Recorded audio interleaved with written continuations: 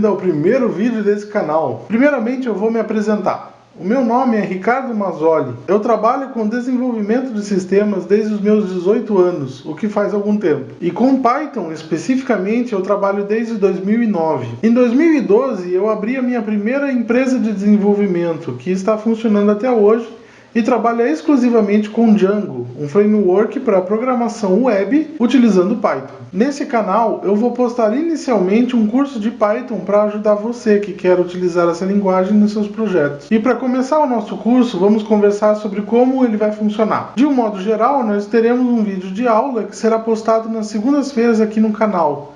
E eu vou propor um exercício ou alguns exercícios no final de cada vídeo. Nas quintas-feiras eu estou de volta para corrigir esses exercícios. E fique ligado, porque se eu não passar nenhum exercício na segunda-feira, como vai ser o caso de hoje, isso significa que na terça-feira, no dia seguinte, sairá um vídeo extra com mais uma aula. Dito isso, vamos começar o conteúdo da nossa aula de hoje.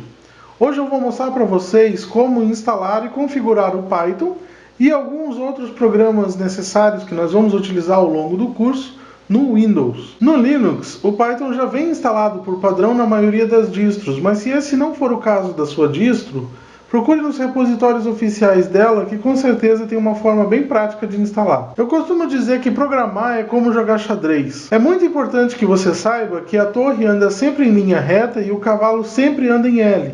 Mas para você ganhar um jogo de xadrez, você precisa utilizar os movimentos das peças que estão à sua disposição para cumprir um objetivo, que no caso é encurralar o rei do adversário. Da mesma forma, é importante que você saiba como cada função ou procedimento trabalha na linguagem que você está programando, mas mais importante ainda é você conseguir combinar essas utilidades para cumprir um objetivo e resolver o problema que é o do seu cliente ou do sistema que você está programando. Apesar de eu abordar somente o Python nesse curso, você vai ver que o procedimento de programar é muito parecido em todas as linguagens. O que muda é o que chamamos de sintaxe, que nada mais é do que a forma como escrever o código. Falando no direcionamento das linguagens de programação de um modo geral, existe uma classificação sobre o tipo de linguagem. As linguagens de baixo nível são as linguagens que trabalham diretamente com a memória da máquina, com seus bits e bytes. Um exemplo desse caso é o Assembly, que é muito utilizado para a programação daqueles microcontroladores, os chips eletrônicos que possuem uma quantidade de memória limitada. As linguagens de alto nível, como o C, o Delphi e o Visual Basic, são aquelas em que o programador não precisa necessariamente se preocupar com a quantidade de memória alocada para o seu sistema, mas sim com o que o programa precisa fazer, e o sistema operacional, no caso Windows ou Linux,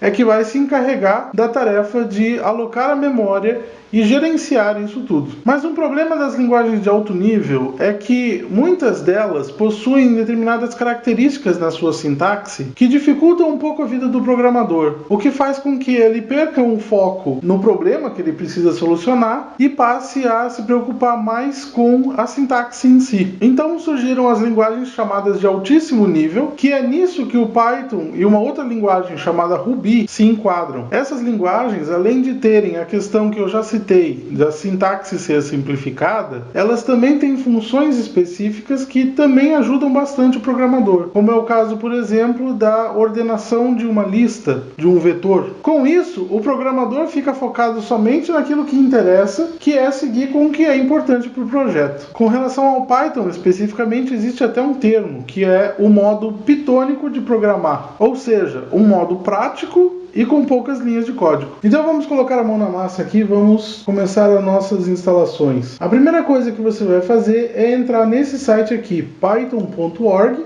já abre uma nova aba aí também e entra nesse daqui, atom.io. Esses aqui são os downloads que você vai precisar fazer. Os próprios sites já vão reconhecer o sistema operacional e o tipo de download. Então aqui no python.org, na área downloads, aqui para mim está aparecendo o Python 3.8.3. Essa daqui é a última versão estável do Python. Tem algumas outras versões mais recentes, mas elas ainda não foram testadas o suficiente para se tornarem versões estáveis. Então o próprio Python já está me recomendando a 3.8.3. Esse daqui então é o interpretador do Python e o Atom é uma IDE, ou seja, uma espécie de bloco de notas melhorado feito para programadores, para que os programadores possam codificar brincar os seus sistemas e botar para funcionar. Feitos então os downloads, você vai ter esses dois arquivos aqui. A primeira instalação que a gente vai fazer vai ser o do interpretador do Python, esse arquivo aqui. E aqui na tela inicial da instalação, a única coisa que você vai precisar fazer é marcar essa opção aqui, ó, Add Python 3.8 to Patch. Essa opção aqui vai garantir que a variável de diretório do Python esteja gravada no sistema operacional. E dessa forma, a gente pode utilizar os comandos do Python estando em qualquer lugar do sistema, através do nosso prompt de comando, por exemplo. Aqui na instalação básica, o sistema vai instalar a IDLE, que é uma forma bonitinha com uma janelinha do Windows, para você acessar o console do Python. Ele tem umas funções bacanas aqui que depois eu vou mostrar para vocês. E aqui ele também vai instalar o pip. O pip é um gerenciador de bibliotecas. Você vai usar o pip para acessar os repositórios oficiais do Python e instalar todas as bibliotecas que você vai precisar para o seu projeto. Então, marcando a opção aqui embaixo, eu vou começar a instalação. É uma instalação muito simples, você clicando ali e clicando em Yes aqui para dar a permissão de administrador para o Windows, ele vai instalar normalmente. Então agora que a gente já instalou o Python, vamos instalar o Atom. O Atom é mais simples ainda. Clicando duas vezes no ícone, ele não vai nem te pedir uma confirmação. Vai aparecer essa telinha aqui. O Atom está sendo instalado e vai lançar a partir assim que ele estiver pronto. E ele vai fazer exatamente o que ele disse. Quando ele terminar a instalação, ele vai abrir o Atom para que você faça a configuração inicial. Então aqui eu já instalei o Atom, ele já está pronto para ser utilizado, mas nós vamos configurá-lo para que ele se conecte ao interpretador do Python para poder executar o nosso código com mais facilidade. Primeira coisa então, eu vou fechar essas telas que apareceram. Para isso, Ctrl W, ou você, passando o cursor do mouse aqui em cima, aparece um xizinho, você pode fechar. Ou Ctrl W, que eu vou aqui. Para a gente começar as configurações iniciais do Atom, nós vamos pressionar Ctrl vírgula, ou, utilizando o menu aqui em cima, no menu Arquivo, File, né, e em Settings. Aqui na tela que apareceu, você depois pode dar uma fuçada, fica à vontade aqui para dar uma olhada como é que funciona.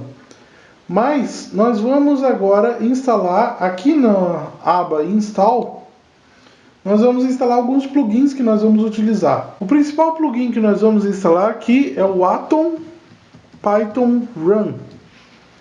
Esse plugin ele vai permitir que a gente, ao terminar um código no Python, a gente pode pressionar o F5 e ele já se conecta ao Python e já vai executar o nosso código.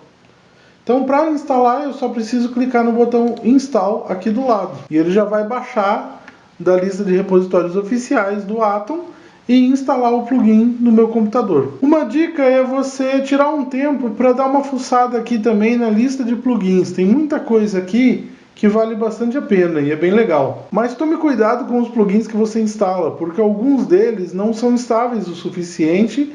E isso pode fazer com que o seu computador fique lento e até trave. Feita então a instalação desse plugin, o Atom Python Run, você já está pronto para começar a trabalhar. Para você criar um projeto aqui no Atom, vou fechar aqui essa tela de Settings. Para a gente adicionar um projeto no nosso Atom, nós vamos utilizar o atalho Ctrl e Ctrl+. Ao pressionar essas teclas vai aparecer essa barra lateral. E aqui você pode pressionar com o botão direito do mouse e ir em Add Project Folder. Então aqui vai abrir uma janela para que você selecione a pasta que você vai trabalhar. Eu vou criar uma pasta nova aqui. Deixa eu ver onde é que vai ficar. Vou colocar aqui na pasta documentos mesmo. Vou criar uma pasta. Botão direito, né? Novo. Pasta. Vou criar uma pasta chamada Sistema só para mostrar para vocês como que funciona essa parte. Então, Select Folder, e a pasta já vai aparecer aqui na minha área de projetos. Para eu criar um novo arquivo, eu só preciso clicar com o botão direito nessa pasta e em New File, ou Novo Arquivo. E aí o Atom já vai pedir para que eu digite o nome do meu arquivo. No caso dos arquivos em Python, o que a gente vai trabalhar, todos os nossos códigos são arquivos com extensão PY. Então vamos supor aula00.py. dessa forma aqui. Você também vai encontrar alguns arquivos gerados automaticamente pelo Python, que são os arquivos PYC. Mas esses arquivos nada mais são do que o código que você escreveu, que foram compilados para uma linguagem de máquina. Os arquivos que nós vamos trabalhar mesmo são os PY. Apertando Enter, ele vai criar então um novo arquivo e já vai abrir esse arquivo para que eu faça a edição do meu código. Por hora, com relação ao Atom, é isso. Eu vou mostrar para vocês algumas funcionalidades do Python e nós vamos seguir com a instalação de outras ferramentas que serão também bem importantes no nosso curso. Fechando aqui então o Atom. Vou fechar aqui o Google Chrome também. E vamos aqui então para o menu iniciar, todos os programas. Python 3.8, eu vou mostrar para vocês o funcionamento da IDLE. Clicando aqui em IDLE, você tem acesso ao console do Python, onde todos os comandos que você for trabalhar podem ser testados aqui no console. Inclusive você vai ver que muitas das aulas eu fiz quase inteiramente aqui no console do Python. Então, por exemplo, print olá mundo. Esse comando print, ele é responsável por mostrar uma mensagem na tela. A gente vai usar bastante para a saída de dados dos nossos sistemas. Aqui ele mostrou então a mensagem Olá Mundo. Sempre que você tiver alguma dúvida com relação a algum comando do Python, você pode utilizar o comando help. Help e entre parênteses o comando. No caso aqui o print, por exemplo, ele vai te mostrar a documentação da função print do Python. Aqui, por exemplo, eu sei que a minha função print vai mostrar um valor na tela, como está dizendo aqui, e que para que ele mostre o valor, ele vai receber como parâmetros o valor que ele deve ser mostrado.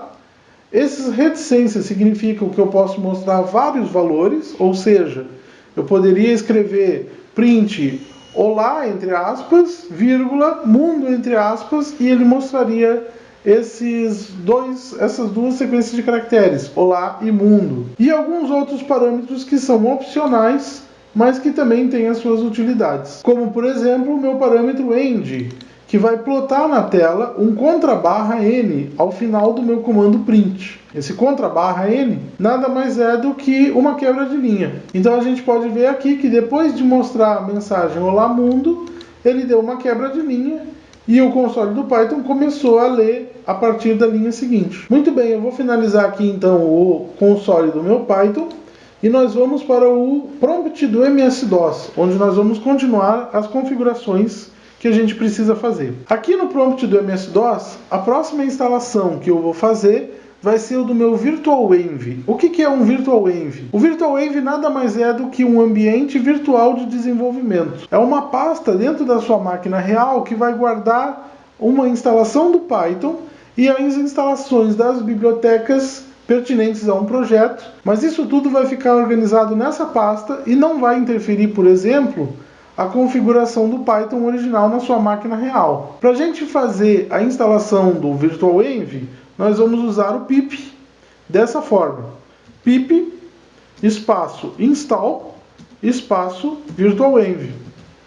Ao digitar esse comando, o pip vai se conectar aos repositórios oficiais do Python e vai procurar todos os arquivos de instalação do VirtualEnv.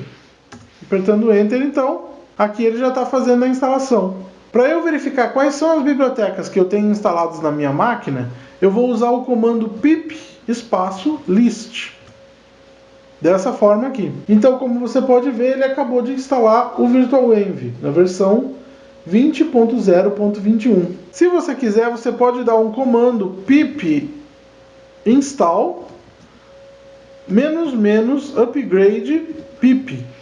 Isso vai fazer com que essa mensagem em amarelo suma, porque assim ele está atualizando o pip da versão 19.2 para a versão 20.1. Essa mensagem em amarelo vai aparecer novamente somente quando tiver uma nova atualização para ser feita no próprio pip. Aqui no meu caso apareceu essa mensagem de erro, mas mesmo eu digitando pip list, ele vai parar de me mostrar aquela mensagem em amarelo, porque mesmo assim ele fez a atualização para a versão 20.1.1. Muito bem, se eu quiser procurar uma biblioteca em Python, eu vou utilizar o comando pip espaço search ou alguma referência a ela. Por exemplo, eu quero procurar todas as bibliotecas que estão relacionadas com o VirtualEnv.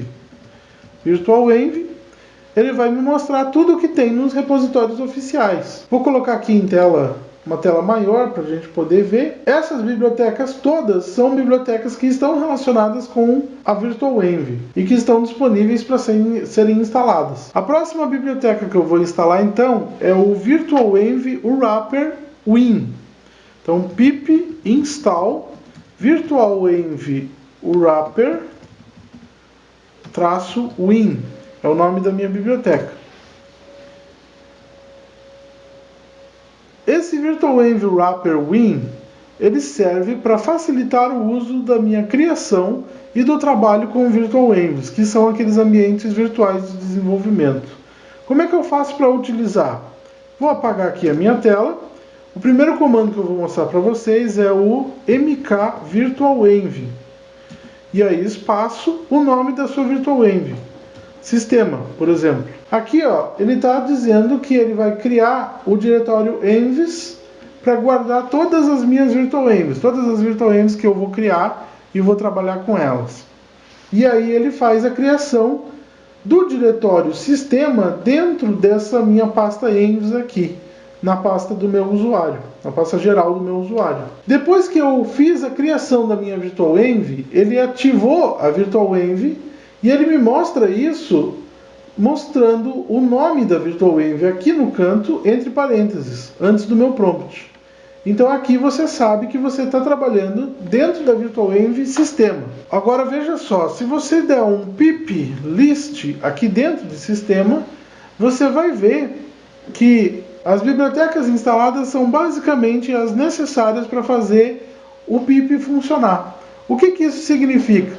Significa que a configuração do meu Python global, ou seja, a configuração na minha máquina física, não está relacionada com a configuração do meu Python dentro da minha VirtualEnv.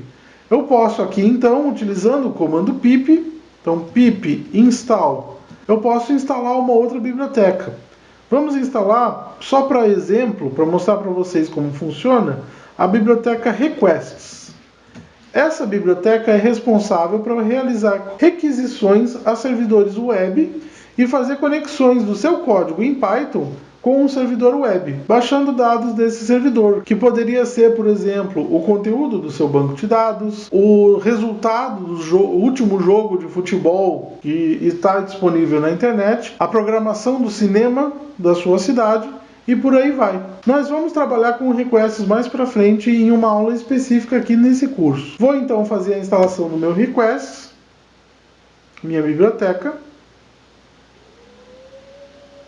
E aqui está, ele baixou então todos os arquivos necessários e fez a instalação de todas as bibliotecas necessárias para o funcionamento do meu request dentro da minha VirtualEnv.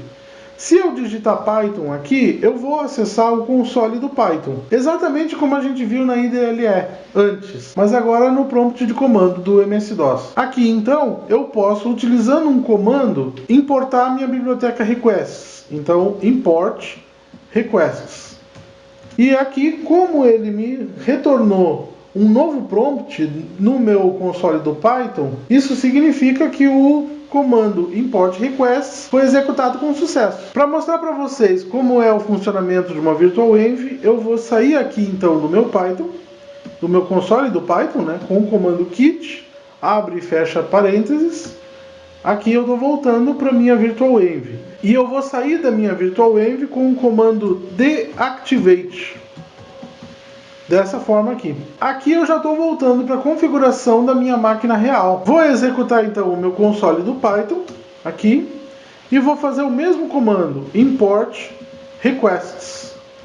E o que vai acontecer? Ele vai mostrar uma mensagem de erro, dizendo que o módulo requests, a minha biblioteca requests, não pôde ser encontrada. Por que isso aconteceu? Porque a requests estava instalada dentro do meu ambiente virtual, mas ele não está instalado no meu ambiente real. Ou seja, as VirtualEnvs são muito úteis quando você vai desenvolver inúmeros sistemas com configurações diferentes, com bibliotecas diferentes, mas numa mesma máquina, no mesmo computador. Você pode ter essas configurações diferentes todas armazenadas em suas respectivas pastas. Vou sair aqui então, dou Kit, abre e fecha parênteses, e para eu entrar na minha VirtualEnv de novo, eu vou utilizar o comando work on, trabalhar em espaço sistema, é o nome da minha VirtualEnv.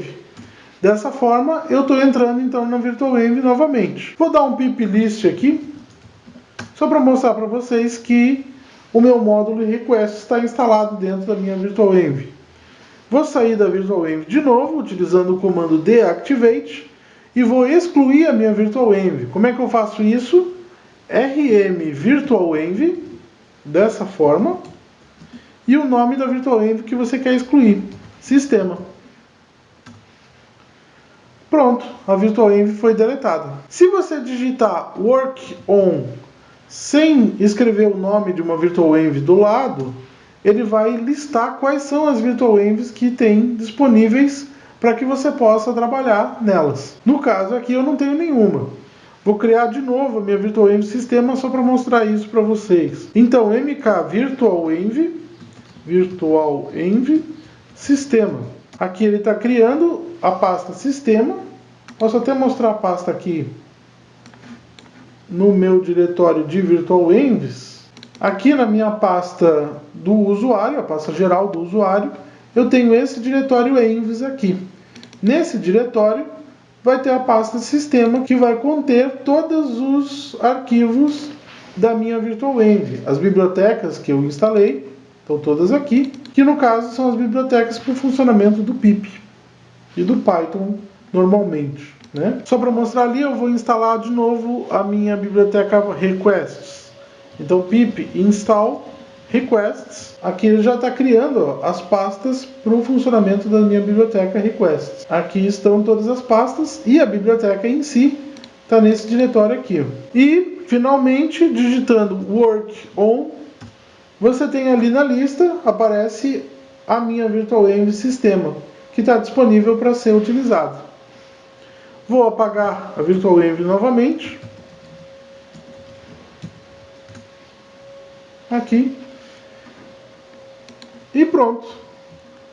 Com isso, então, a gente encerrou a configuração do nosso computador para começar a trabalhar com Python. Como eu não vou deixar nenhum exercício para vocês hoje, amanhã a gente se vê de novo com a primeira aula em que nós vamos começar efetivamente a programar computadores. Então, para continuar o curso, já se inscreve nesse canal, mete o dedão aí no like se você gostou, compartilhe esse vídeo com aquele seu amigo que está na luta para se tornar um programador, ativa o sininho para não perder as notificações dos próximos vídeos e dá uma força para que esse canal cresça e se torne a comunidade cheia de gente que ele nasceu para ser. Ah, e não esquece de me seguir também nas redes sociais.